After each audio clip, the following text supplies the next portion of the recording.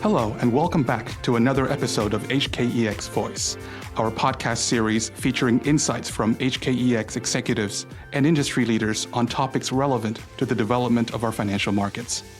I'm your host, 𝗙rie 𝗹𝗋. HKEX has over the past few years been working to further enhance the quality and integrity of Hong Kong's capital markets and has recently undertaken a number of important market consultations. Today, we are very pleased to have with us Bonnie Y. Chan, HKEX's head of listing, to discuss the exchange's ongoing regulatory efforts in strengthening the city's role as Asia's premier international financial center. Welcome to the podcast, Bonnie. Thank you, and thank you for having me, 𝗙rie. To begin, could you perhaps tell us about the exchange's journey, say over the last few years, on measures to enhance market quality? I think we all agree that it is very important for Hong Kong to maintain its international financial center status. We all know we did very well last year, raising a lot of funds for companies through IPOs, and we came second globally. From what I can see, this year is going to be another strong year. So that underscores the importance of maintaining market quality, which is a very important component of what makes an international financial center. If we take a look at our recent initiative in this regard, starting from 2017, we first of all tackled what we saw as a potential problem in terms of highly dilutive offers, so that we prevent companies from diluting their shareholders through these exercises by over 25% unless they can demonstrate exceptional circumstances. We followed that effort in 2018 by introducing a more robust delisting regime. We also came up with a number of measures to curb shell activities and backdoor listings.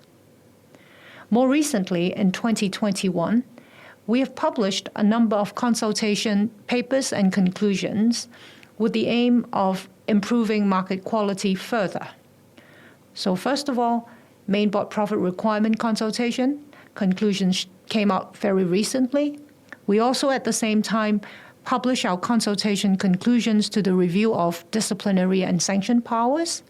And also, very importantly, we publish a consultation to raise corporate governance standard. Now, that consultation is still open, and the deadline for responding is June 18, 2021. So we welcome everyone to send us their response and comments. Indeed, Bonnie, there's been a lot of interest about the corporate governance consultation, and we do encourage the market to send in their feedback. So, Bonnie, you just mentioned the three recent consultations. What is the rationale behind these reforms, and why were they necessary?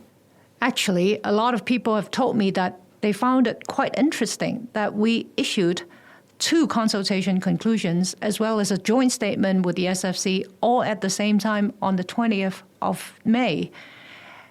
And my way of explaining that approach is that we see robust gatekeeping as well as targeted post-listing regulation as two things which go hand in hand. It is important that we bear in mind those two key themes so that we provide more clarity and transparency to the market on our regulatory and enforcement responsibilities. I truly believe that these revised rules will benefit Hong Kong capital markets as a whole, further strengthen the city's role as Asia's premier international financial center. Bonnie, on the main board profit requirement consultation, there has been quite a lot of market feedback, both for and against the proposal. Have the consultation conclusions addressed the concerns of the feedback you received? 𝗙rie, you're absolutely right that we receive a lot of feedback on this very important consultation.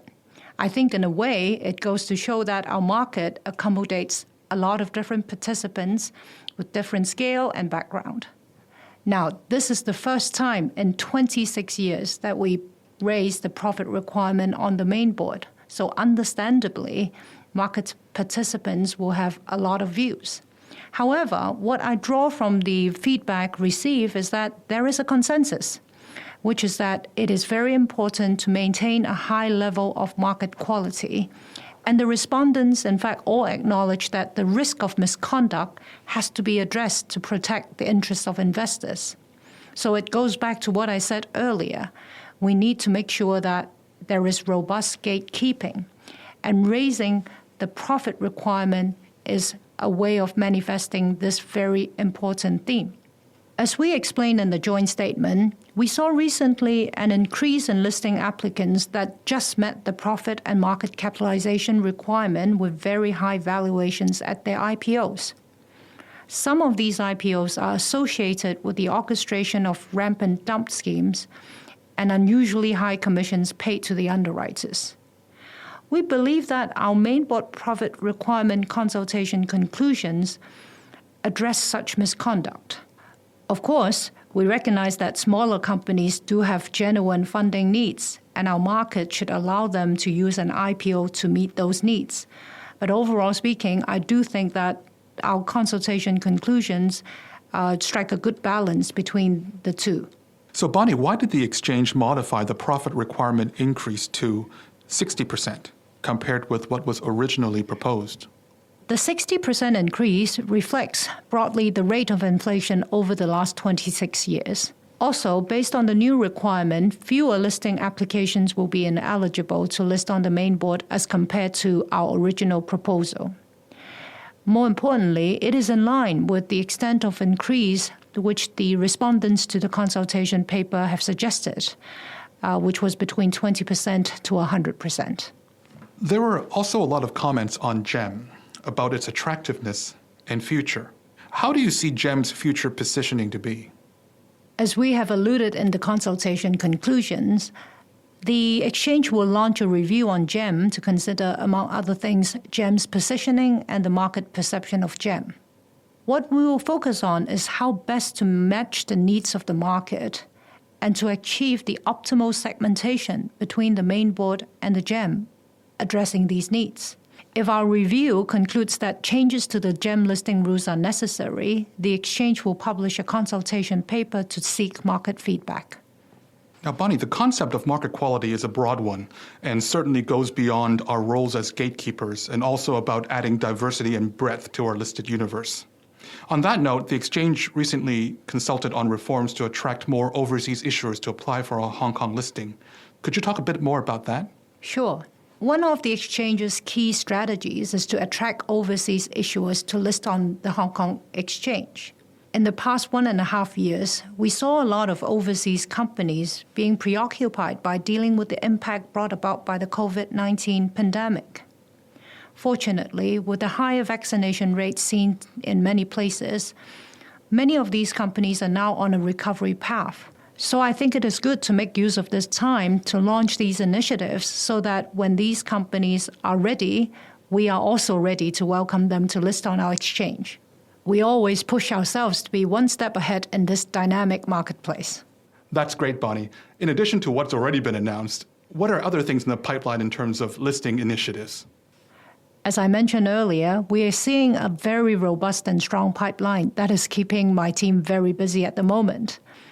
We also have some new ideas that we're hatching, and we hope to be able to bring about more policy initiatives in the future. So maybe we should find another time to talk about those. Yes, let's certainly do that and make that a date. Bonnie, thanks so much for joining us today. It's been a pleasure to learn more about HKEX's latest regulatory approach to enhancing the market quality and integrity and ways to make our market more competitive and attractive. Thank you, Jeffrey. For all our new listeners, if you want to learn more about this podcast or HKEX's markets, please visit our website at hkex.com.hk. From all of us at HKEX Voice, thank you for listening, and keep an ear out for the next episode.